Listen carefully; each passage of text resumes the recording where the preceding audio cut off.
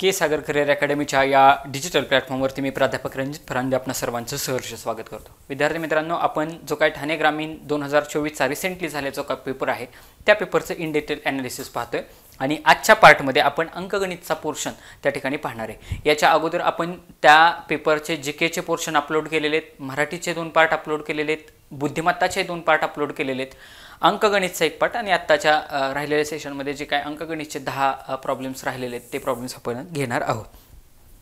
आपण अशा पद्धतीने जातोय की बाबा भले आपले 5 प्रॉब्लेम हो 10 प्रॉब्लेम हो, परंतु विद्यार्थी मित्रांना ते व्यवस्थित पद्धतीने समजले पाहिजे, हा आपला त्या ठिकाणी अप्रोच आहे। आपले के सागर पब्लिकेशनचे वेगवेगळे संदर्भ साहित्य पुस्तकं आहेत। याच्यामध्ये होणारच पोलीस कॉन्स्टेबल 2023 मधील जेवढ्या ज्या काय 78 प्रश्नपत्रिका झाल्या होत्या त्या सर्वच्या सर्व प्रश्नपत्रिकांचा समावेश स्पष्टीकरणाच्या स्वरूपामध्ये त्या ठिकाणी या पुस्तकामध्ये केलेला आहे। या पुस्तकामध्ये 38 प्रश्नपत्रिका जिल्हा ग्रामीण व शहर पोलीसच्या आहेत, 28 प्रश्नपत्रिका चालकच्या आहेत, 12 प्रश्नपत्रिका ह्या SRPFच्या आहेत। चालू घडामोडीसह हे पुस्तक अद्ययावत केलेलं आहे। त्याच्यानंतर आपली 93वी आवृत्ती आहे संपूर्ण पोलीस कॉन्स्टेबल। याच्यामध्ये पोलीस भरतीला आवश्यक असलेले सर्वच्या सर्व विषय त्या ठिकाणी कव्हर केलेले आहेत। शिवाय याच्यामध्ये पूर्वीच्या 20 प्रश्नपत्रिका आणि 5 सॅम्पल क्वेश्चन पेपर स्पष्टीकरणाच्या स्वरूपामध्ये त्या ठिकाणी दिलेले आहेत। त्याच्यानंतर आपली 25वी निवडक प्रश्नपत्रिकांचा विश्लेषणात्मक स्पष्टीकरणात्मक हा ठोकळा आहे। 25 निवडक अशा प्रश्नपत्रिका याच्यामध्ये दिलेल्या आहेत। त्याच्यानंतर जे काही विद्यार्थी मित्र चालकसाठी फॉर्म भरतात त्या विद्यार्थी मित्रांसाठी पोलीस शिपाई चालक भरती परीक्षा, मोटार वाहन चालवण्याचे व वाहतुकीबद्दलचे कायदे व नियम असं आपलं पुस्तक आहे। याच्यामध्ये जे काही वाहतुकीबद्दलचे वेगवेगळे सिम्बॉल्स असतील ते कलर फॉर्मॅटमध्ये त्या ठिकाणी दिलेले आहेत। पोलीस शिपाई चालक भरतीसाठी 2023 आणि 2021 मध्ये झालेल्या सर्वच्या सर्व प्रश्नपत्रिकांचा समावेश या पुस्तकामध्ये केलेला आहे। शिवाय जे काही नवीन मोटार वाहन दुरुस्ती अधिनियम आहे 2019चा तो देखील त्याचा देखील समावेश याच्यामध्ये केलेला आहे।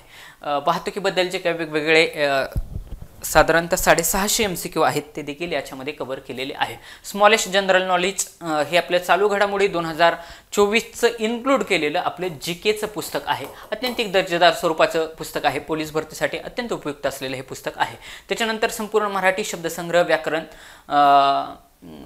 असं हे आपलं मराठीचं पुस्तक आहे। याच्यामध्ये व्याकरण प्लस शब्दसंग्रह असा त्या ठिकाणी ह्याच्यामध्ये इन्क्लूड केलेला आहे। 100 वाक्यप्रचार आणि 500 म्हणींचा परामर्श या पुस्तकामध्ये दिलेला आहे। समग्र अंकगणित म्हणून देखील आपलं पुस्तक आहे। संपूर्ण बुद्धिमापन देखील आपलं पुस्तक आहे। हे संपूर्ण बुद्धिमापन पुस्तक आणि मराठीचं आपलं पुस्तक या 2 पुस्तकाला महाराष्ट्र शासनाच्या शिक्षण संचालनानं सर्वोत्कृष्ट प्रकाशन सर्वोत्कृष्ट प्रती असं त्या ठिकाणी नामांकन दिलेलं आहे। त्याच्यानंतर जे विद्यार्थी मित्र टेस्ट सिरीजच्या स्वरूपामध्ये एक सराव क्वेश्चन पेपर सेट ज्यांची अपेक्षा असते अशा विद्यार्थी मित्रांसाठी आपला 40 प्रश्नपत्रिकांचा एक सेट आहे। याच्यामध्ये 30 सॅम्पल क्वेश्चन पेपर आणि 10 पूर्वीच्या प्रश्नपत्रिका अशा 4000 साधारणतः MCQ कव्हर होतील अशा पद्धतीने हे पुस्तक तयार केलेलं आहे। आणि आता याच्यानंतर आपला मॅथमॅटिक्सचा पोर्शन जो आपला चालू झाला होता त्याच्यामध्ये आपण आज राहिलेले जे काय गणित आहेत ते पाहणार आहोत। आता बघा 15 नंबरचा क्वेश्चन आहे। बघा काय सांगताय, आता या प्रश्नाच्या उत्तराबाबतीत बघा मी तुम्हाला माझ्या पद्धतीने आन्सर सांगण्याचा प्रयत्न करेन। 5 संख्यांची सरासरी 1000 आहे। किती? 5 संख्यांची सरासरी 1000 आहे। त्या सर्व संख्यांची दुप्पट केली तर नवीन संख्यांची सरासरी किती असेल? बघा काय म्हणताय की 5 संख्यांची सरासरी 1000 आहेत, म्हणजे असं समजा की ही 5 संख्या आहेत। आपल्या सरासरीचा फॉर्म्युला आपल्याला माहिती आहे। बघा मागच्या लेक्चरलाच मी सांगितले सरासरी बरोबर बेरीज, म्हणजे ज्या काही त्या संख्या असणार आहेत त्या संख्यांची वय असतील काही असतील त्यांची बेरीज भागिले एकूण। या फॉर्म्युलेच्या बाहेर सरासरीवरती प्रॉब्लेम जात नाही। सरासरीवरती दुसरा प्रॉब्लेम विचारलेला आहे। त्यांनी काय सांगितले, सरासरी आहे 1000, त्या संख्यांची सरासरी 1000 आहे। एकूण संख्या किती दिलेत? 5 दिलेत। तर त्याच्यावरून आपल्याला त्यांची काय निघाली असती? बेरीज निघाली असते। ओके, बेरीज निघाली असते. याच्यावरून आपल्याला सरासरी त्यांची सरासरी 1000 आली असं त्यांनी सांगितलं. म्हणजे याचं सगळ्याचं उत्तर किती 1000 येते असं त्यांनी सांगितलं. मग आता त्यांनी प्रश्न असा विचारलाय, जर प्रत्येक संख्येची दुप्पट केली, बघा क्वेश्चन वाचा, त्या संख्येची दुप्पट केली, संख्येची दुप्पट केली म्हणजे प्रत्येक संख्या 2-2 न वाढणार, प्रत्येक संख्या 2-2 न वाढणार. आता मी तुम्हाला समजून सांगतो. आता ही तर 5 संख्या असणार, सपोज ही जी काय बेरीज येते ह्या बेरजेमध्ये 5 संख्या असणार वेगवेगळ्या. असं समजा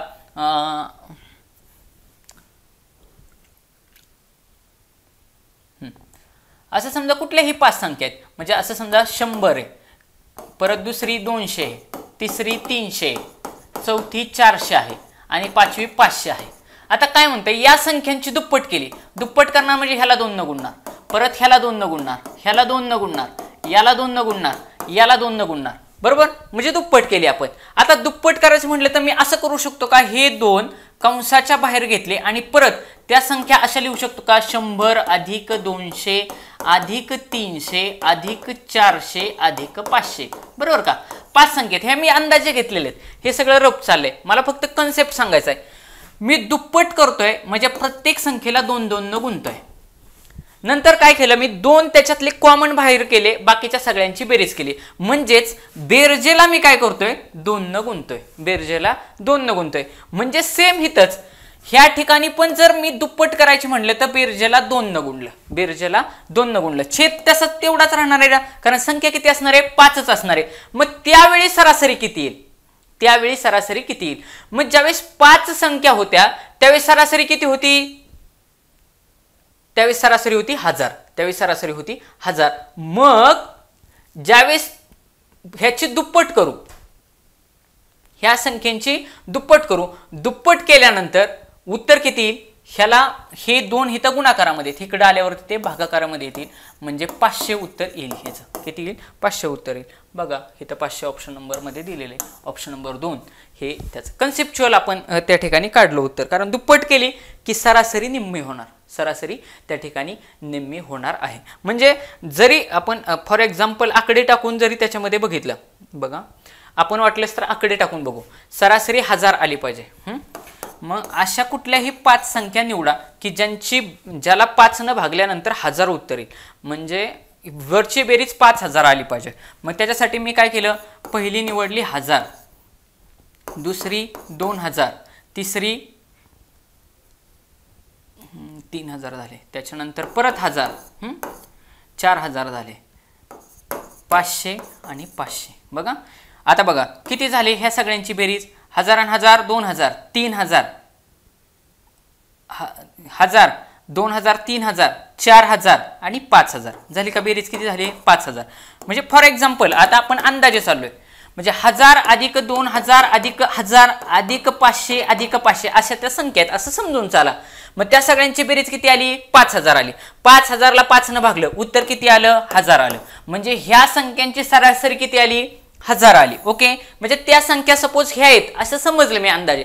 आता ह्या सगळ्यांची दुप्पट केली, ह्या सगळ्यांची दुप्पट करायची म्हणजे काय करावं लागणार, 2 न गुणावं लागणार, 2 न गुणावं लागणार. मग बघा 2 न गुणून आपण काय होते कॅल्क्युलेशन करून आपण फॉर एक्झाम्पल मी तुम्हाला सांगतोय, नंतर शॉर्टकट तर मी तुम्हाला सांगणार आहे. 1000 ला 2 न गुणलं, उत्तर आलं 2000. 2000 ला 2 न गुणलं, उत्तर आलं 4000. परत 1000 ला 2 न गुणलं, उत्तर आलं 2000. 500 ला 2 न गुणलं, उत्तर आलं 1000. परत ह्या 500 ला 2 न गुणलं, उत्तर आलं 1000.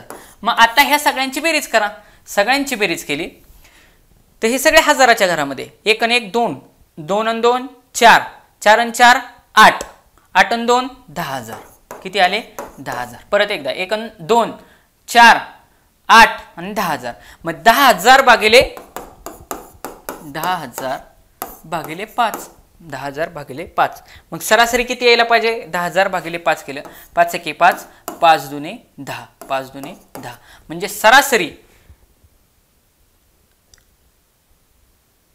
सरासरी दुप्पट व्हायला पाहिजे, सरासरी दुप्पट व्हायला पाहिजे. सॉरी बरं का, माझी मिस्टेक. सरासरी दुप्पट व्हायला पाहिजे. प्रत्येक संख्येची जर सरासरी केली तर सरासरी दुप्पट व्हायला पाहिजे. माय मिस्टेक. हां कुठं गेलं, हां तरी म्हटलं काहीतरी चुकलं. हां आणि ह्या ठिकाणी 2000 हा ऑप्शनच नाही, 2000 हा ऑप्शनच नाही. म्हणजे उत्तर काय येतंय लक्षात घ्या. आपल्याला ह्या कन्सेप्ट वरून ज्यावेळेस आपण त्या ठिकाणी संख्या टाकून बघितल्या त्यावेळेस आपल्या लक्षात येते, संख्या टाकून बघितल्यानंतर आपली बेरीज आली 1000, सुरुवातीला होती 5000, बघा ह्याची दुप्पट झाली. दुप्पट झाल्यानंतर 5000 होती त्याची दुप्पट झाली 10000. आता ह्या 10000 ला 5 ने जर भागलं, 5 ने जर भागलं, 5 एके 5, 5 दुने 10, म्हणजे 2000 आली. जी सुरुवातीला सरासरी होती 1000 तिच्या ऐवजी सरासरी किती झाली 2000. म्हणजे ज्या वेळेस आपण एखाद्या संख्येची, म्हणजे प्रॉब्लेम नीट वाचा, एखाद्या संख्येची आपण दुप्पट करतोय त्या संख्यांची जर दुप्पट केली, नॉर्मल संख्या असताना जर सरासरी 1000 असेल, ज्यावेळेस त्या सर्व संख्यांची दुप्पट करतो त्यावेळेस सरासरीची पण काय होते दुप्पटच होते. सरासरीची पण दुप्पटच होते. म्हणजे उत्तर येईल यापैकी नाही. कारण उत्तर किती यायला पाहिजे तो 2000. मग 2000 कुठं ऑप्शन मध्ये आहे का? 2000 कुठंच नाही. ऑप्शन गेला. म्हणजे ऑप्शन नंबर 4 यापैकी नाही ह्या प्रश्नाचं उत्तर येईल. काय म्हणजे याच्यावरून आपण एक वाक्य काय लक्षात ठेवलं, या प्रश्नावरून आपण एक वाक्य असं लक्षात ठेवलं की ज्यावेळी संख्येची दुप्पट केली, बघा संख्येची दुप्पट केली तर सरासरी किती होत असते, तर सरासरी देखील दुप्पट होते. तर सरासरी पण दुप्पट होते. आणि तुम्हाला मी ते उदाहरण आपण संख्या घेऊन, बघा संख्या घेऊन ते तुम्हाला प्रूव्ह करून दाखवलं की बाबा कसं ते दुप्पट होते. आता हे बाकीचं वरचं सोडून द्या, फक्त इथून लक्षात घ्या, इथून लक्षात घ्या. 1000, 2000, 1000, 500, 500 अशा मी त्या 5 संख्या मांडल्या. ओके, त्या सगळ्यांची दुप्पट केली. दुप्पट केल्यानंतर बेरीज केली. बेरीज बरोबर दुप्पट झाली. बेरीज वाढली म्हणजे सरासरी पण काय होणार आहे त्या ठिकाणी वाढणार आहे. ही गोष्ट लक्षात ठेवायची. कारण 5000 बेरीज होती त्यावेळी 1000 सरासरी येत होती. मग जर 5000च्या ऐवजी बेरीज जर 10000 झाली तर बट ऑब्वियस सरासरी वाढणार आहे. म्हणजे सरासरी किती वाढणार आहे, जर संख्यांची दुप्पट केली तर सरासरी पण दुप्पटनीच वाढणार आहे. हे त्या ठिकाणी लक्षात घ्यायचं आहे. ओके, पुढचा प्रॉब्लेम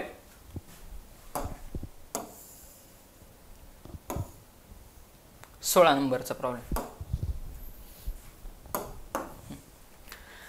एका समभुज चौकोनाचे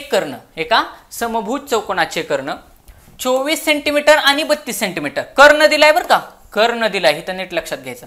समभुज चौकोनाचे कर्ण 24 सेंटीमीटर 32 सेंटीमीटर लांबीचे आहेत. तर त्या समभुज चौकोनाची परिमिती किती असेल, तर त्या समभुज चौकोनाची परिमिती किती असेल असा प्रश्न विचारलेला आहे.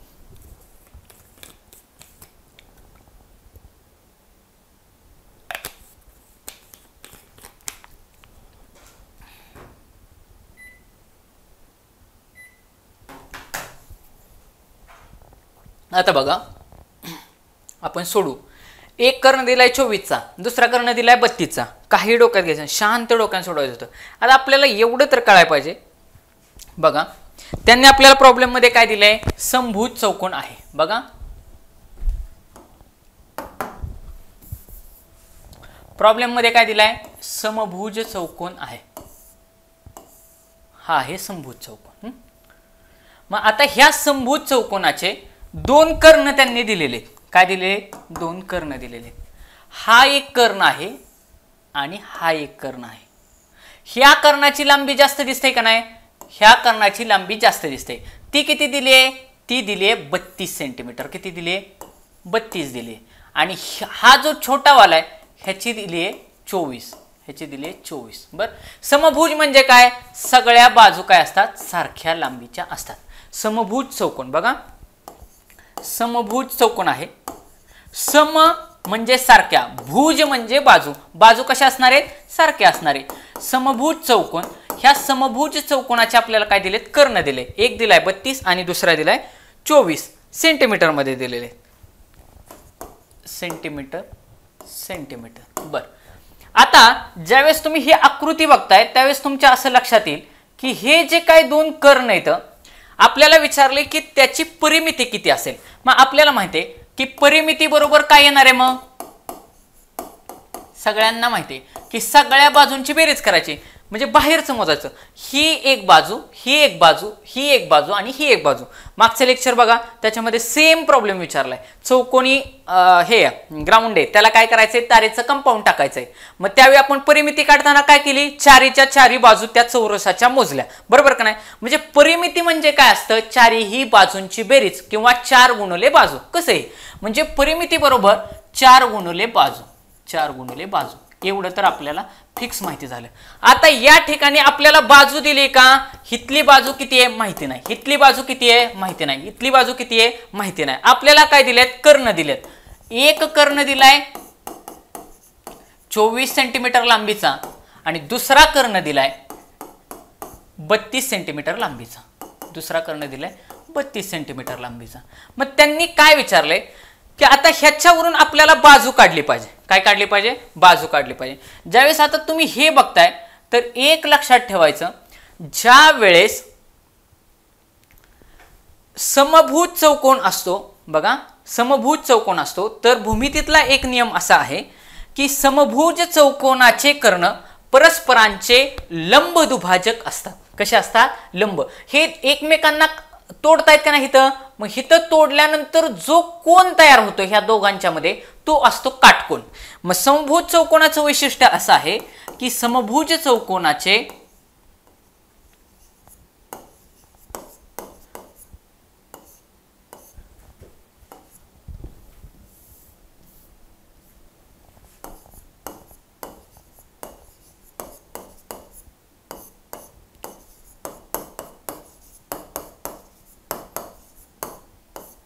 समभुज चौकोनाचे कर्ण परस्परांचे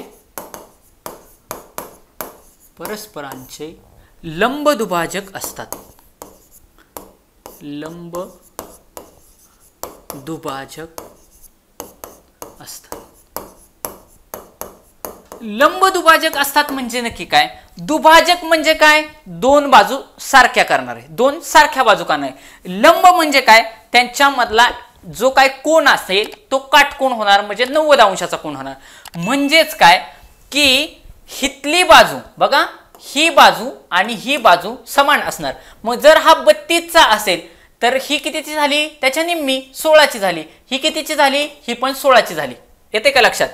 जर एवढी या पॉइंट पासून ते या पॉइंट पर्यंत हा कर्ण 32 चा असेल आणि या कर्णामुळे तो तोडला जात असेल तर हा ही बाजू ह्या पॉइंट पासून विचार करा, या पॉइंट पासून एवढ्याचा विचार करा, तर इथून ह्या पॉइंट पर्यंत 16 होणार, इथून या पॉइंट पर्यंत 16 होणार. आलं लक्षात. म्हणजे हिथं 16 झालं आणि हा कर्ण कितीचा आहे, 24 चा आहे. म्हणजे हा कितीचा होईल, ही होईल 12 ची, ही होईल 12 ची आणि ही बाजू किती होईल, 12 ची होईल. मग झालं. मग तेवढा तुकडा उचलून बाजूला काढा. बघा तेवढा तुकडा जर उचलून बाजूला जर काढला, बघा एवढाच तुकडा उचलला आणि बाजूला काढला तर हा कर्ण आहे तसा. बघा हा कर्ण आहे तसा, त्याच्यानंतर हा कर्ण आहे तसा आणि ही त्याची काय असणार आहे, बाजू असणार आहे. मग हिथं काय झालंय, काटकोन त्रिकोण तयार झालेला आहे. काटकोन त्रिकोण तयार झालेला आहे. त्यातली ह्या बाजूची लांबी किती आहे, 16 आहे. इथली किती आहे, 12 आहे. इथली आहे 12. ही 12 सेंटीमीटर आहे, ही 16 सेंटीमीटर आहे. आणि ही काय आहे वरची, ही वरची काय आहे, त्याची बाजू आहे. बाजू आहे. कशाची बाजू आहे, हितली बाजू आहे ना. म्हणजे जर ही याची लांबी माहिती आहे, याची लांबी माहिती आहे, हा काटकोन आहे, तर ही वरची साईड आपल्याला निघेल ना. आणि ती वरची साईड म्हणजे ह्या त्रिकोणाचा काय आहे, ह्या त्रिकोणाचा कर्ण आहे. तो या त्रिकोणाचा तो कर्ण आहे, परंतु समभुज चौकोनाची ती काय आहे, बाजू आहे. आणि मग जर मला समभुज चौकोनाची बाजू भेटली तर परिमिती काढायला सोपं जाईल. लक्षात आलं का. एक्झामिनरनं या ठिकाणी सरळ सरळ तुम्हाला बाजू दिलेली नाही, जाणून बुजून कर्ण दिलंय. त्याला एवढेच फक्त अपेक्षित आहे की समभुज चौकोन दिले, कर्ण दिले की कर्णांची लांबी काय करायची, निम्मी करायची. बघा बाकी काही तुम्ही डोकं लावून, मी तुम्हाला कन्सेप्च्युअल थोडं समजून सांगतोय का तर तुम्हाला लक्षात राहावं. शॉर्ट ट्रिक एवढीच लक्षात ठेवायची, ही परस्परांचे लंब दुभाजक असतात वगैरे सोडून द्या. एवढं लक्षात ठेवायचं की दोन कर्ण दिले समभुज चौकोन दिलाय आणि मला जर परिमिती काढायला लावली तर मला बाजू काढायची असणार. बाजू काढायची म्हटली की जे काही कर्ण दिलेले असतील ते निम्मे करायचे. हा 32चा कर्ण दिलाय, हा 24चा दिलाय. 32च्या निम्म झालं 16, 24च्या निम्म झाले 12, 24च्या निम्मे झाले 12. आणि मग आता काय करायचं ते बघा, हिथं 16 हिथं 12. मग आता बघा, जर हा काटकोन त्रिकोण असेल तर काटकोन त्रिकोणामध्ये जिथं काटकोन असतो त्या काटकोनाच्या समोरील बाजू काय असते, त्याचा कर्ण असते. आणि मग आता आपल्याला माहिती आहे इयत्ता 10वी मध्ये पायथागोरसचं थेरम होतं. पायथागोरसचे थेरम म्हणजे प्रमेय. प्रमेयानुसार पायथागोरसच्या प्रमेयानुसार काय होणार आहे, पायथागोरसच्या कर्णवर्ग बरोबर एका बाजूचा वर्ग अधिक दुसऱ्या बाजूचा वर्ग एबा वर्ग अधिक दुबाचा वर्ग. मग कर्णवर्ग बरोबर एक बाजू किती आहे 12 सेंटीमीटर म्हणजे 12चा वर्ग अधिक दुसरा किती आहे 16, 16चा वर्ग. 12चा वर्ग अधिक 16चा वर्ग. मग 12चा वर्ग किती आहे 144, 16चा वर्ग किती आहे 256. करा ह्यांची बेरीज. 12चा वर्ग किती 144, 16चा वर्ग किती 256. बेरीज करा. 6 4 10 हातचाला 1, 5 4 9 1 10 हातचाला 1, 2 1 3 1 4, 400. बेरीज किती आली 400. मग कर्णवर्ग बरोबर किती आली बेरीज 400. म्हणजे नसता कर्ण बरोबर काय येईल, कर्ण बरोबर वर्गमुळामध्ये 400. आणि 400 कोणाचा वर्ग आहे, 400 आहे 20चा वर्ग. म्हणजे तिचा ह्या त्रिकोणाचा कर्ण किती आला 20 सेंटीमीटर. पण त्रिकोणाचाच कर्ण हा काय आहे समभुज चौकोनाची काय बाजू. म्हणजे ही बाजू किती आली 20 सेंटीमीटर आली. किती आली 20 सेंटीमीटर. मग ही 20 आहे, ही 20 सेंटीमीटर आहे, ही 20 सेंटीमीटर आहे आणि ही 20 सेंटीमीटर आहे. म्हणजेच चारही बाजूंची बेरीज केली उत्तर किती येईल, तोंडीच उत्तर यायला पाहिजे. 20 चौक 80 म्हणजे 20 अधिक 20 अधिक 20 अधिक 20, 20 चौक 80 म्हणजे 80 काय येईल, 80 येईल. त्या त्रिकोणाची परिमिती येईल. कारण 4 गुणिले बाजू आली आपली 20. मग 4 गुणिले 20 करा, 4 गुणिले 20 बरोबर 80 सेंटीमीटर त्या त्रिकोणाची परिमिती असायला पाहिजे. ओके, लक्षात आलं का. मेन म्हणजे काय होतं की ती समभुज चौकोन आहे. समभुज चौकोनाचे कर्ण परस्परांचे लंबदुभाजक असतात हे तुम्हाला माहिती पाहिजे होतं. लंबदुभाजक म्हटलं की ते कर्ण एकमेकांना काटकोनात छेदतात. काटकोनात छेदले की बरोबर त्या ठिकाणी काटकोन त्रिकोण तयार झाला. काटकोन त्रिकोण तयार झाला की ते जे काही दोन कर्ण दिलेले असतात बघा, ह्याचं क्षेत्रफळ वेगळे, ह्याचं क्षेत्रफळ म्हणलं की 1/2 कर्णांचा गुणाकार असं क्षेत्रफळ दिलेलं आहे. कुणाचं समभुज चौकोनाचं क्षेत्रफळ बरोबर 1/2 कर्णांचा गुणाकार.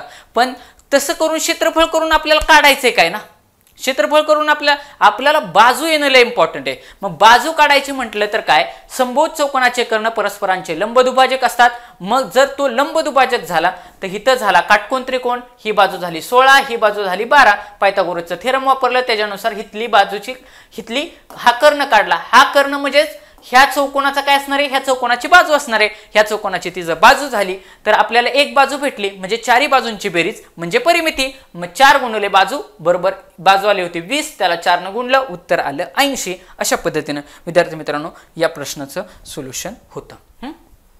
पुढं आणि लक्षात ठेवा अजून बरेचसे पेपर होणं बाकी आहे.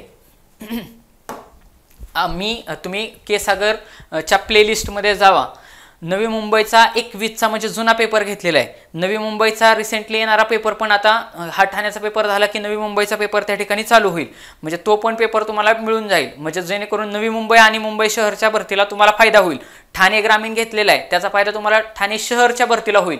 पुणे ग्रामीण बाकी आहे. पुणे ग्रामीण मागच्या वर्षी झालेला पुणे आयुक्तालय मागच्या वर्षी झालेले हे दोन्ही पेपर घेतलेले आहेत. त्याच्यामुळे ज्यांनी कुणी ते पाहिले नसतील तर तुम्ही आवर्जून पहा. जे आपल्या जवळचे डिस्ट्रिक्ट असतात मागचे पेपर तुम्ही पाहून जाणं खूप जास्त गरजेचं आहे. खूप कन्सेप्च्युअल सांगितले. तुम्ही 2चा स्पीड लावा, झपाझप बघून होतात. 1-2-4 तासामध्ये तर सगळे लेक्चर तुमचे बघून होतील. अशा पद्धतीनं पुढचा बघा 17 नंबरचा क्वेश्चन. 17 नंबरच्या क्वेश्चन मध्ये काय, एका वृत्तचित्तीची उंची 28 सेंटीमीटर आहे, घनफळ 1680 सेंटीमीटर आहे, तर तिच्या तळाची त्रिज्या किती असेल? बघा, वृत्तिकाची ती म्हणजे काय, इंग्लिशमध्ये त्याला सिलेंडर असं म्हणतात. काय म्हणतात? सिलेंडर. उंची दिली 28 सेंटीमीटर, घनफळ दिले 1680, तर तळाची त्रिज्या किती असेल आपल्याला काढायचे. खाली सगळं सेंटीमीटर मध्ये दिले. बर, काढू, काय नाही, सोपा प्रश्न आहे, फॉर्म्युल्यावरती आहे. वृत्तिकाचितीचे घनफळ बरोबर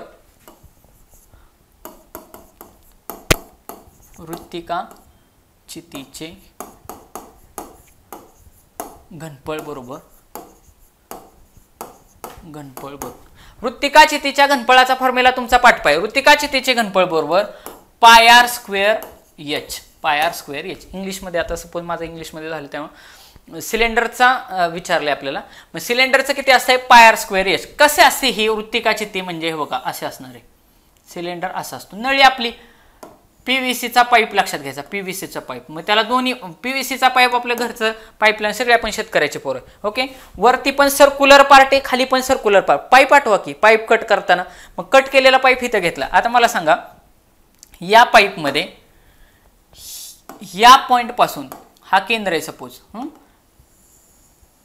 ही त्याची काय झाली? त्रिज्या झाली. ही पण त्याची काय झाली? त्रिज्या. आणि ही काय झाली? बघा, ही झाली त्रिज्या, ही पण त्रिज्या. मग आरचा वर्ग, 2 वेळा आर आहे ना, आरचा वर्ग. आणि ही काय? त्याची उंची आहे एच, ही आहे उंची. मग हिथे एकदा पाय, हिथे एकदा पाय, हे एकदा आणि हे एकदा, म्हणून पाय आर स्क्वेअर झालेला आहे. मग आता बघा, काढा, पाय आर स्क्वेअर एच असं आहे. आपल्याला काय दिलंय? त्यांनी घनफळ दिलंय. घनफळ दिले 19,800 घनफळ दिले. पाय म्हणजे किती असतं? 22/7 असतं. आर आपल्याला रेडियस काढायला लावली. आरचा स्क्वेअर आहे बरं का, स्क्वेअर आहे, आरचा वर्ग आहे. आणि एच किती दिले? उंची दिले 28 सेंटीमीटर. उंची 28 सेंटीमीटर.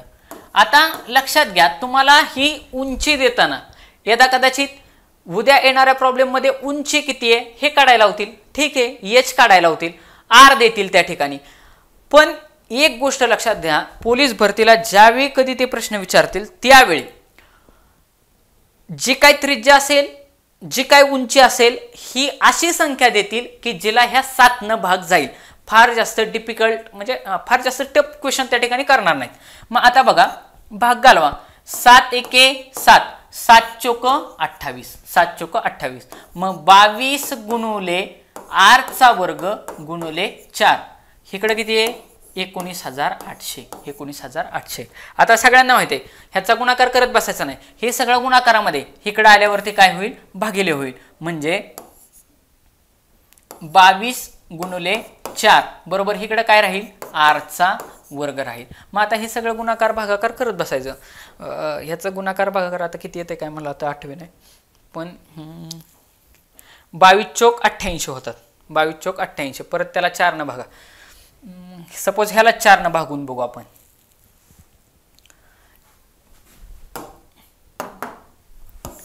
4 एके 4, ह्याला 4 न भागायचं. 4 चोक 16, 19 मधून 16 गेले, खाली उरले 3, वरून घेतला 8.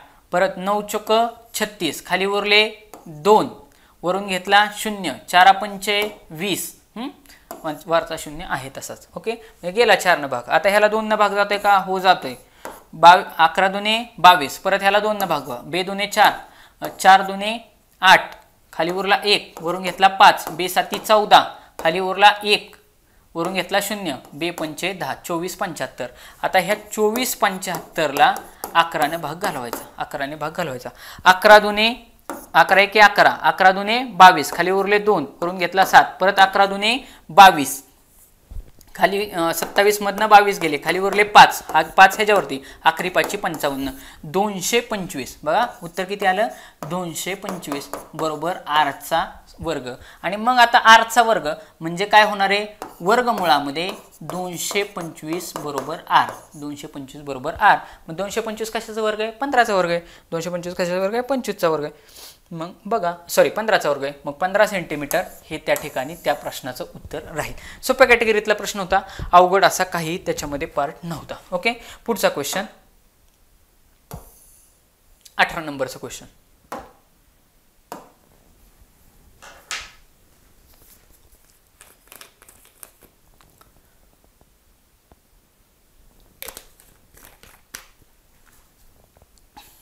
आता इथे एक सिंपल कन्व्हर्जन विचारले, ज्याला येत नसते त्याने डायरेक्ट जरी ऑप्शन नंबर 3 मार्क केलं असतं तरी देखील त्याचं उत्तर आलं असतं. 75 82 37 सेंटीग्रॅम त्याचं हेक्टोग्रॅम मध्ये किती होईल? बघा, त्याचं हेक्टोग्रॅम मध्ये किती होईल असं विचारलंय. मग हे सेंटीग्रामचं आपल्याला सगळं माहिती आहे. आता सेंटीमीटरचं मीटर 100 न गुणलं की सेंटीमीटरचं मीटर होतं, परत त्याला 1000 न गुणलं की त्याचं किलोमीटर होतं. ओके, आणि त्याच्या अलीकडे एक घर असतं हेक्टोमीटर, एवढं मला माहिती आहे. माझं बेसिक काय मला सांगतं की सेंटीमीटरला 100 न गुणलं की त्याचं 1 मीटर होणार. बघा इथं किती दिले, सेंटीग्रॅम दिले, ठीक आहे, ग्रॅम तर ग्रॅम, ह्याला 100 न मी जर गुणलं असतं तर त्याचं काय होणार, नसता ग्रॅम होणार. बघा, ग्रॅम होणार, आणि त्या ग्रॅमला 1000 ग्रॅम म्हणजे असतं 1 किलोग्रॅम. 1 किलोग्रॅम, आणि ह्या 1 किलोग्रॅमच्या अगोदरचं एक जे काही युनिट असतं ते असतं म्हणजे हेक्टोग्रॅम. ते असतं हेक्टोग्रॅम. म्हणजे साध्या कॉन्सेप्टनं जरी मी गेलो असतो तरी देखील मी ह्याचं उत्तर काढलं असतं. परंतु तुमच्या एक माहितीसाठी तुम्हाला माहिती असायला पाहिजे की बाबा ह्याचा क्रम कसा काय असतो, म्हणजे बाबा काय क्रमानं त्या गोष्टी चालतात हे आपल्याला माहिती पाहिजे. म्हणजे कुठलं युनिट कुठं असतं हे तुम्हाला मी एक लिहून देतो, तुमच्याकडे असावं याला कदाचित बऱ्याच जणांकडे असेल. पण सगळ्यात वरती असतं मिली,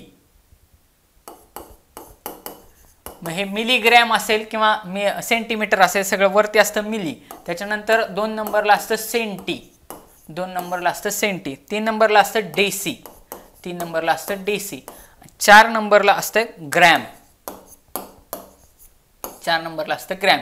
ग्रॅमच्या ऐवजी इथं काय येणार, मीटर पण येऊ शकतं. बघा, ग्रॅम किंवा मीटर एवढं लक्षात ठेवायचं, ग्रॅम किंवा मीटर. त्याच्यानंतर पुढं डेका, डेका, त्याच्यानंतर हेक्टो, आणि नंतर येतं ते किलो, नंतर येतं किलो, किलो. मग पुढं असे किलो असेल तर किलोग्रॅम. एवढं चेन सगळ्यात लक्षात ठेवायचे. ह्याला 1000 न गुणलं तर उत्तर कुठे आहे ना, 1000 न गुणणार म्हणजे काय, एक, आता बघा मी मीटरच्या तिथं आहे किंवा मी ग्रॅमच्या तिथं आहे, 1 2 आणि तिसऱ्या घरानंतर आहे, म्हणजे 1 वरती 3 शून्य दिलं, 1 2 आणि 3, म्हणजे 1000 न गुणल्यानंतर ग्रॅमचं किलोग्रॅम होणार आहे किंवा 1000 न गुणल्यानंतर मीटरचं किलोमीटर होणार आहे. आता त्यांनी दिलंय कुठं, त्यांनी दिलंय इथं सेंटीमध्ये, मिलीमध्ये. एक मिनिट आपण बघू कशामध्ये दिले, सेंटीग्रॅम मध्ये दिले. 75 82 37 इथं दिले, इथं दिले 75 82 37. ओके, मग आता त्याचं काय करायचंय, त्याचं विचारलंय की ह्याचं हेक्टो होईल, हेक्टो होण्यासाठी काय करावं लागेल. बघा, प्रत्येक ठिकाणी 10 ने काय होणार, ते कमी कमी होत जाणार, म्हणजे इकडं पॉईंट पॉईंट देत येणार. डेसी करताना इथं पॉईंट येणार, ग्रॅम करताना इथं पॉईंट येणार, डेका करताना इथं पॉईंट येणार, आणि हेक्टो करताना इथं पॉईंट येणार. म्हणजे 75, बघा 75.82 37 असं उत्तर यायला पाहिजे. आलं का लक्षात. मी काय केलं, जसं खाली खाली खाली खाली चाललोय, बघा जसं हिथून असं इकडं चाललोय तसं एक एक घर इकडं पॉईंट पॉईंट देत चाललोय. आलं का लक्षात. जसा मी खाली खाली खाली खाली चाललोय तसा मी एक एक घर पॉईंट देत देत चाललेलो आहे, पॉईंट देत देत चाललेलो आहे. माझ्याकडे दुसरा ऑप्शन काय होता, मी सेंटीग्रॅमचं मीटरमध्ये केलं असतं. बघा मला हे माहिती आहे की हे कशामध्ये दिले, सेंटीग्रॅम, मीटर करायचंय. बघा मी कसं सोडवलं असता वैयक्तिक. आता तुम्हाला मी हे सांगितलं की सेंटीग्रॅम दिलं होतं 75 82 37, डेसी करताना मी 7च्या तिथं टिंब दिला, परत मीटर करताना 3च्या पुढं टिंब दिला म्हणजे 2 घरानंतर, परत डेका करताना अजून एक घराच्या पुढे टिंब दिला, हेक्टो करताना अजून एक घराच्या तिथं टिंब दिला, आणि मला उत्तर सापडलं 75 पॉईंट समथिंग. ओके, असं. आता मी सोडवताना वैयक्तिक मी कसं सोडवलं असतं, मला माहिती हे दिले सेंटी, त्याचं मीटर करायचंय, मला किती दिले 75 82 37, ही दिले सेंटीमध्ये. कशामध्ये? सेंटीमध्ये. आता मला त्याचं मीटर करायचंय. मीटर करत असताना हे दिले सेंटीमध्ये. मीटर करत असताना मला काय करावं लागणार? ह्याला 100 न भागावं लागणार. 100 न भागावं लागणार. मग भागलो बघा, 100 न भागेल. 100 न भागल्यानंतर इथं 2 घरानंतर दशांश चिन्ह येईल. म्हणजे माझं उत्तर किती येईल? 7582.37. आता मी कुठं आलो? आता मी आलो इथं. आता मी काय करणार? त्याचं परत किलो करणार. किलो करताना परत त्याला भागिले किती करणार? 1000 करणार. भागिले किती करणार? 1000 करणार. मग आता भागिले 1000 करताना परत 3 घरं सोडून इकडे दशांश चिन्ह. म्हणजे किती येईल दशांश चिन्ह बघा. आता दशांश चिन्ह इथं होतं. 1 2 3 शून्य आहेत. म्हणजे 1 2 आणि 3 घरं सोडून मी दशांश चिन्ह देणार. म्हणजे दशांश चिन्ह देणार इथं 7.58237. हे माझं काय आलं? किलो आलं. हे माझं काय आलं? किलो आलं. पण किलोच्या अगोदरच एक युनिट हेक्टो असतं हे मला माहिती होतं. बघा माझं नॉलेज, मी नॉलेज कसं माझं वापरलं ते मी तुम्हाला सांगतोय की किलोच्या अगोदर एक घर हेक्टो असतं एवढं मला माहिती आहे. म्हणजे 100% ह्याला काय करावं लागणार? 10 न गुणावं लागणार. काय करावं लागणार? 10 न गुणावं लागणार. ह्याला जर 10 न गुणलं तर हा पॉईंट अजून एक घर इकडे सरकेल. म्हणजे उत्तर किती आलं? 75.8237. 75.8237. तुमच्या समोर सर्वच्या सर्व इन डिटेल त्याचं उत्तर कसं काढता येईल हे सगळं लिहिलेलं आहे. उद्या कसा जरी प्रॉब्लेम कुठल्या जरी परीक्षेला आला तरी तुम्हाला तो सुटणारच. मी कशा मेथडनं सोडवलं असतं हे देखील तुम्हाला मी सांगितलेलं आहे. लक्षात ठेवा. म्हणजे ह्या प्रश्नाचं उत्तर काय राहील? Option number 3. ऑप्शन नंबर 3 75.8237 हे त्या प्रश्नाचं उत्तर राहील. 19 नंबरचा प्रश्न. वडील व मुलगा यांच्या वयांचे गुणोत्तर दिले 7:2. 5 वर्षापूर्वी त्यांच्या वयाचे गुणोत्तर होते 6:1. तर अनुक्रमे त्यांची आजचे वये काढा. अशा वेळी ज्यावेळेस गुणोत्तरामध्ये जर प्रश्न विचारला जात असेल तर 101% तुम्ही ऑप्शन वरूनच उत्तर काढायचं. मग आता बघा, त्यांच्या आपल्याला कधीची वये काढायचे आहेत? त्यांची आजची वये काढायचे आहेत. त्यांच्या वडील आणि यांच्या वयांचे गुणोत्तर असतं म्हणजे आजच्याच वयांचे गुणोत्तर किती दिले? 7:2 दिले. 7 असणारे वडिलांचं, 2 असणारे मुलाचं. मग आता बघा, अशी संख्या शोधायची पहिली की ज्याला 7 न भाग जातोय. 35ला 7 न भाग जातोय. 49ला 7 न भाग जातोय. 7 7 49. 42 7 सकून 42 भाग जातोय. 30ला भाग जात नाही. ऑप्शन गेला. बर, आता पुढची संख्या कुठं आहे? 2 आहे. त्या 2 न पण राहिलेल्या ऑप्शनला भाग, 10ला भाग जातो, 14ला भाग जातो, 2ला भाग जातो. ओके, म्हणजे काय उडत नाही. आता बघा, खाली त्यांची आजची वये दिलेत. हिथं हिंट काय दिले की 5 वर्षापूर्वी त्यांच्या वयाचे गुणोत्तर किती दिले? 6:1 दिले. मग खालील ऑप्शन मधून 5 वर्षापूर्वी म्हणजे 5 वजा करावं लागणार आहेत. बरोबर का? म्हणजे 5 वजा केल्यानंतर त्याला भाग किती घेत जायला पाहिजे? 6 न भाग झाला पाहिजे. आता ह्या 35 मधून 5 वजा केले, उत्तर किती येईल? 30. त्याला 6 न भाग जातोय का? हो जातोय. बर, होल्ड केला. 49 आहे इथं. 49 वजा 5 केले, उत्तर किती येईल? 54. 9 सक 54. 6 न भाग जातोय. बर, ठीक आहे. पुढे आलो. सॉरी, 49 मधून माय मिस्टेक. 49 मधून 5 गेले तर उत्तर किती येईल? 44. उत्तर किती येईल? 44. त्याला 5 न भाग जाणार नाही. सॉरी, 6 न भाग जाणार नाही. 5 वर्षापूर्वी 49 वजा 5 केलं, उत्तर किती येईल? 44 येईल. ह्या 44ला 6 न भाग जाणार नाही. म्हणजे ऑप्शन नंबर बी गेला. आता इथं किती दिले? 42. 42 वजा 5 केलं. वजा 5 का करतोय कळते ना? कारण 5 वर्षापूर्वीचं गुणोत्तर किती आहे? 6:1 आहे. मग मी काय करणार? ह्या आजच्या वयातनं मी ऑप्शन वाईज चाललोय. मी उत्तर ऑप्शन वरून काढतोय. 42 वजा 5 केलं, उत्तर किती येईल? 42 मधनं 2 गेले, 40. 40 मधनं 3 गेले, किती? 37. 37ला 5 वर्षापूर्वी गुणोत्तर किती दिले? 6:1 दिले. त्यातल्या ह्या 6 न ह्या पहिल्या संख्येला म्हणजे 37ला भाग जातोय का? जात नाही. ऑप्शन गेला. म्हणजे सरळ सरळ ह्या प्रश्नाचं उत्तर किती असणार आहे? 35:10 असणार आहे. मग 35/10 असं जर लिहिलं तर आता काढा बरं. 7 5 न भाग घालवा, 7 5 35, 5 दुने 10 म्हणजे 702 म्हणजे 7 तास 2. आजच्या वयाचं गुणोत्तर किती दिलंय? 7 तास 2 आहे बरोबर. बरं 5 वर्षापूर्वी त्यांची वय किती असणार? 35 मधनं 5 गेले 30 असणार बापाचं वय, आणि ह्याच्यातनं 5 गेले उत्तर 10तनं 5 गेले किती राहिले? 5 राहिले. उत्तर किती असणार आहे? 5 वय असणार आहे पोराचं. मग आता ह्याला 5 न भाग घालवा, 5 एके 5, 6 पंचे 30 म्हणजे 6 1 5 वर्षापूर्वी गुणोत्तर. इथं किती दिलंय? 6 1 दिलंय. म्हणजे 100% आपण सोडवलेला ऑप्शनवरून प्रॉब्लेम बरोबर आहे आणि फास्ट सुटतो ह्या मेथडनं. म्हणजे मी काय केलं, सुरुवातीला बघितलं की गुणोत्तर दिलं की खुश व्हायचं वानात उलट, कारण त्याच्यासारखा वयोवारीतला गुणोत्तर दिल्यानंतर तोंडी सुटतो. मी तोंडीच बघितलं असतं इथं. आता हे सगळं रब करतो. ह्या ठिकाणी मी तोंडीच ऑप्शन बघून आन्सर काढले असते. कसे बघा, हिथं 7 दिले, मग मी वडिलांची वय हिथं 35 दिले, हिथं 42 दिले, हिथं 49 दिले, हिथं 30 दिले. मला लगेच लक्षात आलं 7 ला 30 न भाग जात नाही, ऑप्शन नंबर डी गेला. बर 2 न भाग सगळ्यांना जातोय. बर 5 वर्षापूर्वी, मग 5 वर्षापूर्वी म्हणजे 35 मधनं 5 गेले 30 राहिले. 30 ला 6 न भाग जातोय का? हो जातोय. पण 49 मधनं 5 गेले 44 राहिलं, ऑप्शन गेला.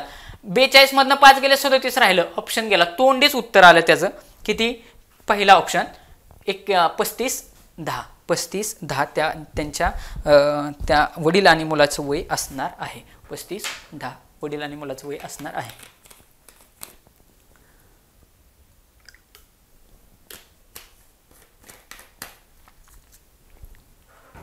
पुढचा 20 नंबरचा प्रॉब्लेम.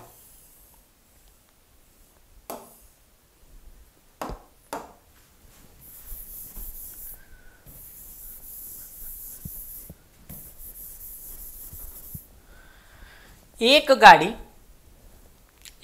ताशी 80 किलोमीटर अंतर पार करते. एक गाडी ताशी 80 किलोमीटर म्हणजे तासात ती किती जाते? 80 किलोमीटर जाते. तर खालीलपैकी कोणते विधान पूर्णपणे चुकीचे आहे? पूर्णपणे चुकीचे आहे. बघा, गाडी अर्ध्या तासात 40 किलोमीटर अंतर पार पडते. बरोबर आहे ना? एका तासात जर ती 80 जात असेल तर अर्ध्या तासात त्याची निम्मी जाईल, 80च्या निम्मी 40 जाईल. विधान बरोबर आहे. मला कसं पाहिजे? चुकीचं. बर गाडी एका तासात 80 मीटर अंतर पार पडते. हिथं किती म्हणताय? एका तासात 80 किलोमीटर आणि हिथं म्हणताय 80 मीटर. सरळ सरळ चुके. हेच ह्या प्रश्नाचं उत्तर आहे. बाकीचं जर चेक करायची पण गरज नव्हती, तरी पण आपण करू.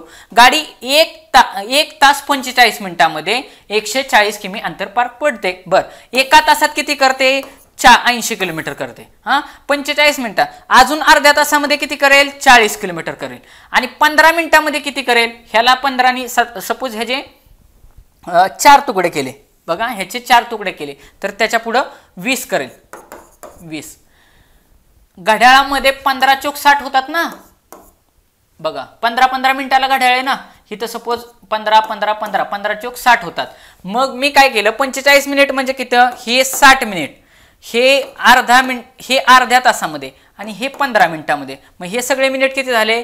90 आणि 1 तास. हे 1 तास आणि हे 45 मिनिट. 30 अधिक 15 45 मिनिट. ह्याच्यामध्ये किती होतंय? 80 अधिक 40 अधिक 20 किती झाले? 140 किलोमीटर. म्हणजे हे विधान काय आहे? बरोबर आहे. आणि गाडी 60 मिनिटांमध्ये, 60 मिनिट म्हणजेच काय? 1 तास 80 किलोमीटर पार पडते. तेच विधान फिरवून दिलेले. अतिशय सोपा प्रश्न होता. उत्तर त्या ठिकाणी तुम्हाला यायला पाहिजे होतं. पुढचं 21.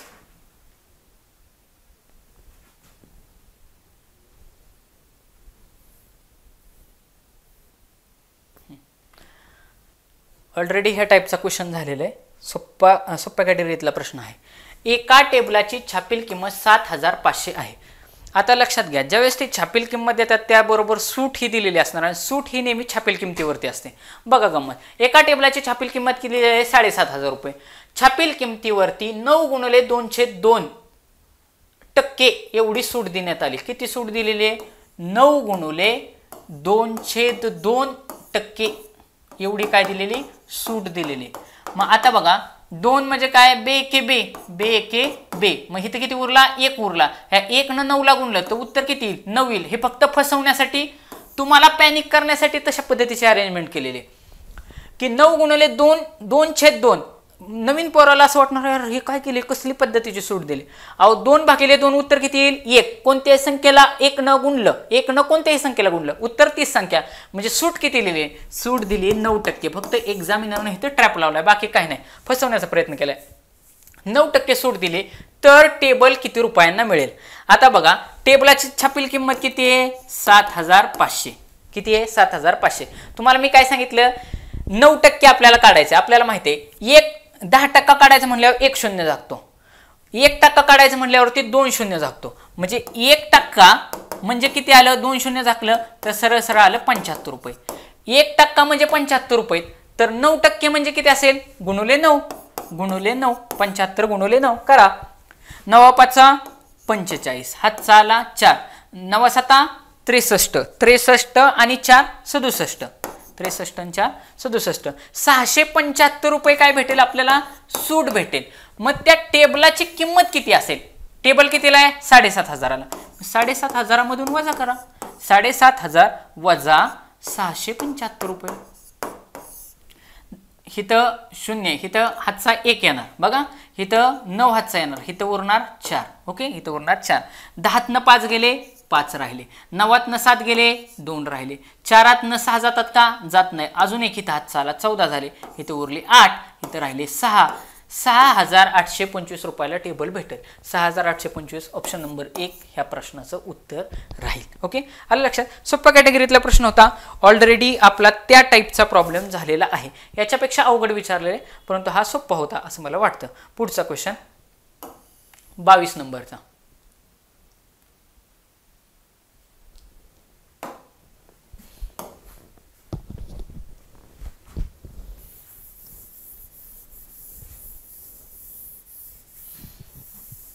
हा प्रश्न थोडा ऑप्शनवरून काढणं अपेक्षित होतं बरं का, कारण तसा तुम्हाला निघेल किंवा नाही निघेल मला माहिती नाही. परंतु बघा एका संख्येत एक संख्या आहे, तिचे 10% वजा करून, बघा एका संख्येतून 10% वजा करून त्यातून नंतर बघा एक संख्या आहे, त्या संख्येतनं त्या संख्येच्या सुरुवातीला 10% वजा करायचे, नंतर 20% वजा करायचे. कोणाचे 20% वजा करायचे? जे उत्तर येईल त्याचे 20% वजा करायचे.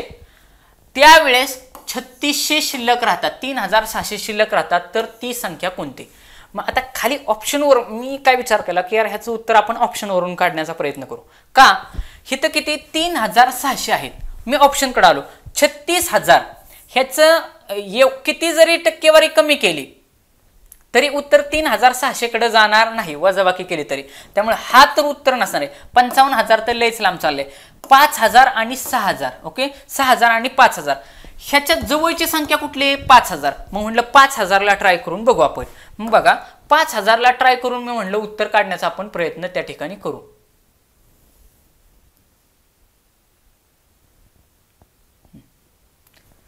ठीक आहे.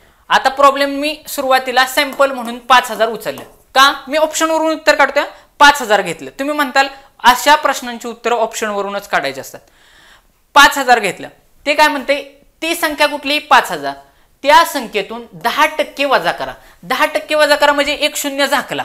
किती उरले? 500. 500 आले 10%. ते 500 त्याच्यातून वजा केले. उत्तर किती येईल? 4,500. उत्तर किती येईल? 4,500. बरं, त्याच्यानंतर काय म्हणते? त्यातून नंतर 20% वजा करा. मग ह्याचे परत 20% करायचे. कशाचे? 4,500चे 20%. मग 4,500चे 10% म्हणजे किती होणार? 1 शून्य झाकला. किती? 450. 450 हे काय आहेत? 10%. 450 हे या संख्येचे 10% आहेत. बरोबर का? 4,500चा 1 शून्य झाकला तर किती उरतात? 450. 450 त्या संख्येचे किती झाले? 10%. 20% काढायचे म्हणल्यावरती त्याला काय करावं लागेल? 2 न गुणावं लागेल. मग 450ला 2 न गुणलं तर उत्तर किती येईल? 900 येईल. उत्तर किती येईल? 900 येईल. मग बघा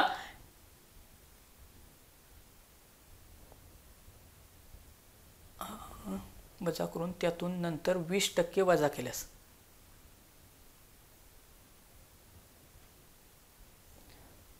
तर शिल्लक 3600 उरते.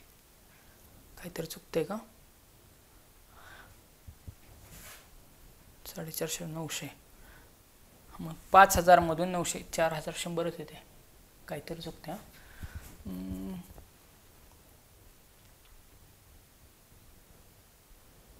एका संख्येतून 10% वजा करून 10% वजा केले 500, 4500 राहिले. नंतर 20% वजा केले, 20% त्याचे वजा केले सपोज,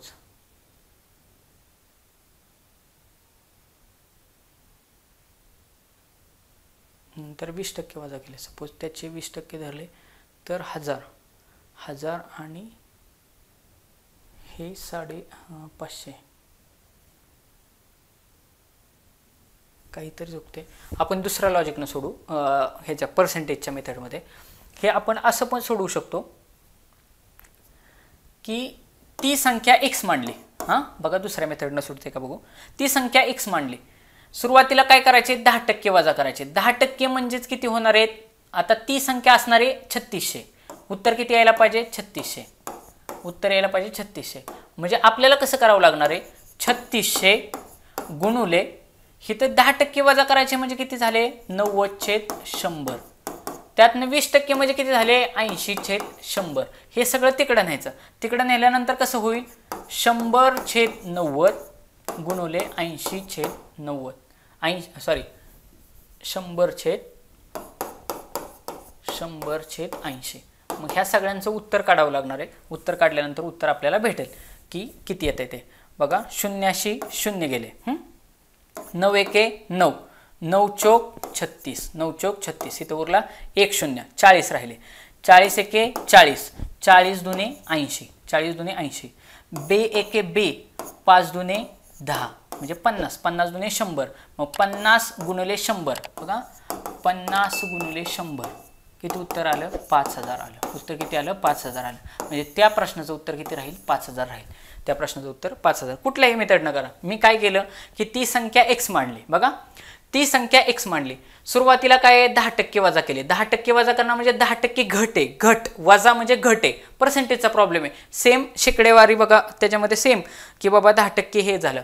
मग त्या संख्येचे 10% घट झाले म्हणजे घट होते त्यावेळेस आपण 100 मधून वजा करतो. तुम्हाला मागच्या प्रॉब्लेममध्येच मी सांगितलं आहे. मग 100 मधून 10 गेले उरले 90, 90 भागिले 100 गुणुले परत 20% वजा केले 80 भागिले 100. त्यावेळी शिल्लक किती राहतात 3600 राहतात. मग आता हे सगळं इकडं गुणाकारामध्ये, तिकडं गेल्यावरती उलटून गुणुले होईल. म्हणजे कसं होणार 3600 गुणुले हे 100 इथं भागाकारात, वरती गुणाकारात, 90 इथं छेदामध्ये जातील. हे सेम उलट होणार. तिकडे 100 वरती जाणार 80 खाली येणार. मग ह्या सगळ्यांचा गुणाकार केला की उत्तर किती 5000 येईल. ऑप्शन नंबर बी हे त्या ठिकाणी त्या प्रश्नाचं उत्तर राहील. ॲक्च्युली त्या मेथडनं पण सुटायला पाहिजे होतं, पण काहीतरी माझ्या लक्षात येईना आता, थोडं कन्फ्युजन झालं. एका संख्येतून 10% वजा केले, त्या संख्येचे 10% 500 म्हणजे राहिले 4500. बरं नंतर 20% वजा केले. 4500चे 20% 5 2 10 4 900. हां बरोबर की सुटलं होतं की इथं पण. बघा 900 कशातून वजा करायचे 4500तून वजा करायचे. मग 4500 वजा 900, बघा 9400. मग शून्यातून 0 गेला, इथं 15, इथून 5तून 9 जात नाही, इथं किती झाले 15, 15तून 9 गेले 6, इथं किती उरले 4 होते 3 झाले 3600 आलं उत्तर. असं पण आलं असतं, माझ्या ही लक्षात आलं नाही, माय मिस्टेक, थोडं कन्फ्युजन झालं. म्हणजे सुरुवातीला काय मी हे 5000 ह्या 3600च्या जवळ आकडा असा मांडला, त्याच्यावरचा 1 0 झाकला, उत्तर आलं 500, ते त्यातनं वजा केलं, उत्तर आलं 4500. 4500चा परत 10% काढला 450 आलं, त्याला 2 न गुणलं 900 उत्तर आलं. मग हे 900 म्हणजे काय 20%, हे 900 म्हणजे 20%. मग हे 900 वजा करायचे कुणातून, ह्या 4500 मधून 900 वजा केले की उत्तर 3600 येतं. तसंही आपण ऑप्शनवरून काढलं असतं. दोन्ही मेथडनं मी तुम्हाला उत्तर त्या ठिकाणी काढून दाखवलेलं आहे. ओके, पुढचा प्रश्न, तुम्ही कुठलीही मेथड वापरू शकता.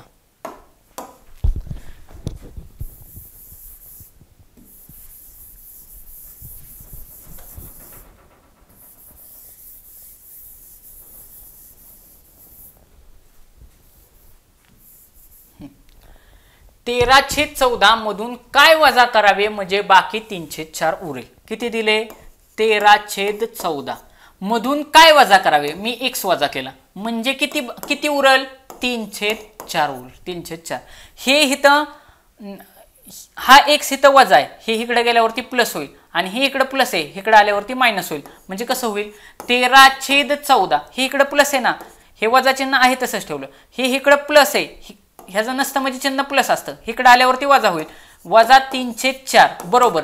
हे वजा x आहे, तिकडे गेल्यावरती काय होईल, बरोबरच्या चिन्हावरती अधिक x होतील. किती होतील, अधिक x होतील.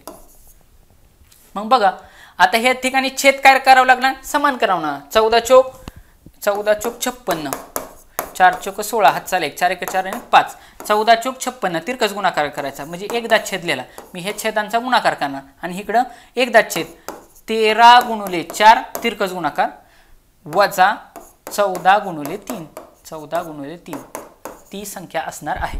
मग आता बघा 13 चोक 52, 13 चोक 52 वजा 14 त्रिक 42, 14 त्रिक 42, खाली किती आहे 56, खाली किती आहे 56 बरोबर x, बरोबर x. मग पुढं 52 मधून हे गेले 42 गेले 10 राहिले, 10/56 बरोबर x, 10/56 बरोबर x. मग आता ह्याचा भागाकार गुणाकार बघा, 2 न भाग जातो ह्याला, 5 दुने 10, 5 दुने 10, 2 दुने 4 खाली उरले 1, 2 8 16, 5/28 बरोबर x. म्हणजे 5/28 ती संख्या असणारे ऑप्शन नंबर बी हे त्या ठिकाणी त्या प्रश्नाचं उत्तर असणार आहे. ओके, सोप्या कॅटेगरीतला प्रश्न आहे, फक्त एवढं हे जे काही समीकरण आहे हे फक्त सोडवायचं, हेकडचं तिकडे न्यायचं, बेसिक समीकरणाचा पार्ट आहे. त्या ठिकाणी सरावांती ती समीकरणं फास्ट सुटत जातात, तरी पण मी तुम्हाला अजून ती स्लो करून माझ्या पद्धतीने सांगण्याचा प्रयत्न करतोय. पुढं 25 नंबरचा क्वेश्चन. गणित हा सरावाचा पार्ट आहे बरं का, त्याला सराव केल्याशिवाय तुमचे आकडेमोड फास्ट पद्धतीनं होत नाही, त्याला काहीच म्हणजे त्याला दुसरा इलाज नाही. तुम्ही जास्तीत जास्त गणित सोडवून बघितली पाहिजे. दोन संख्यांची बेरीज काय आहे 60 आहे, त्यातली मोठी संख्या ही लहान संख्येच्या तिप्पटीपेक्षा 8 जास्त आहे.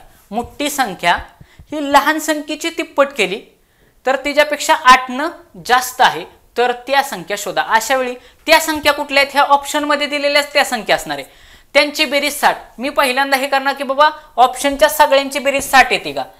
इथं 47 आणि 13 आहे, 13 मधले 3 गेले 50, 50 आणि 10 60, बरं ह्यांची बेरीज 60 येते, पहिला ऑप्शन तर आहे. 51 अधिक 9 60 येते बेरीज, बरं ठीक आहे. 40 अधिक 20 60 येते, बरं ठीक आहे. 31 अधिक 29 ह्याची पण बेरीज 60 येते, बरं पहिल्या ह्याच्यात सगळे बसले. बरं दुसरं लॉजिक काय सांगते, मोठी संख्या ही लहान संख्येच्या तिप्पटीपेक्षा 8 जास्त आहे. मग आता ह्यातली मोठी संख्या कुठली आहे, सपोज बी ऑप्शन घेऊ आपण, बी ऑप्शन घे, पहिल्या ऑप्शन पासून जाऊ. मोठी संख्या कुठली आहे 47, एक एक ऑप्शन चेक करत जाऊ. मोठी संख्या आहे 47, लहान संख्या कुठली आहे 13.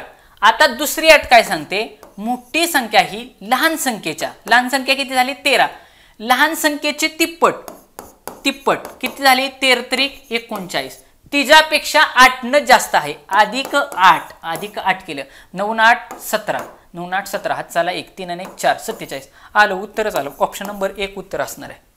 सरळ सरळ ऑप्शनवरून उत्तर निघा. आता हिथं ते समीकरण निघतंय का बघा, हिथं किती दिलेत 51 आणि 9 दिले, लहान संख्या किती आहे 9, 9 ची तिप्पट केली किती झाली 27, त्याच्यामध्ये 8 मिळवले, 9 8 आणि 7 15 हात चाला 1 35च होतात, ऑप्शन गेला. आता ह्या ऑप्शनचा विचार करू, मोठी संख्या आहे 40, छोटी संख्या आहे 20, 20 ची तिप्पट केली किती झाली 60, तिच्यामध्ये 8 मिळवले 68 यायला पाहिजे, इथं 4 दिलं, ऑप्शन गेला. आता 31 आणि 29, 29 लहान संख्या आहे तिची तिप्पट केली 9 त्रिक 27, हात चाले 2, 3 2 6 2 6 2 8, 87 अधिक 8, ऑप्शन गेला. म्हणजे अशा पद्धतीनं ऑप्शनवरून ह्या प्रश्नाचं उत्तर काढलं. मला असं वाटतं की सगळेच्या सगळे मॅथमॅटिक्सचे प्रश्न त्या ठिकाणी झालेले असावेत. 25 पर्यंत सगळे मॅथमॅटिक्स होतं, सगळे प्रश्न झालेले आहेत.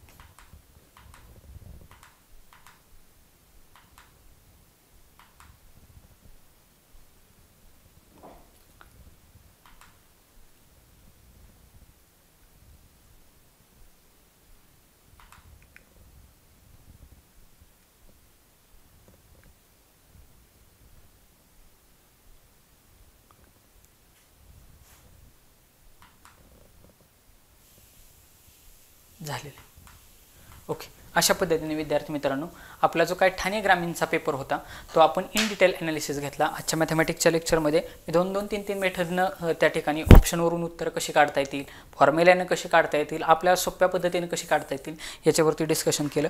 तुम्हाला जर हे पार्ट आवडले नक्की तुम्ही लाईक करा। लाईक केल्यानंतर अजून जास्त व्हिडिओ बनवण्यामध्ये त्या ठिकाणी उत्साह वाटतो। तुमच्या विद्यार्थी मित्रांना कुठला जरी विद्यार्थी असेल तर शेअर करा, जास्तीत जास्त स्टेटस ठेवा। तुम्ही लाईक करत चला। लाईक केल्यानंतर आम्हाला पण एक व्हिडिओ बनवायला हे वाटतं, कारण एक अभ्यास करून त्या ठिकाणी व्हिडिओ मी तुमच्यासाठी बनवत असतो। व्हिडिओ आवडला नक्की लाईक करा। केसागरचं जी काय प्लेलिस्ट आहे त्या प्लेलिस्टमध्ये गेल्यानंतर तुम्हाला हे सगळे पेपर दिसतील। प्लेलिस्टवरती काम चालू आहे, तुम्हाला सगळे प्लेलिस्टमध्ये अवेलेबल होतील। धन्यवाद।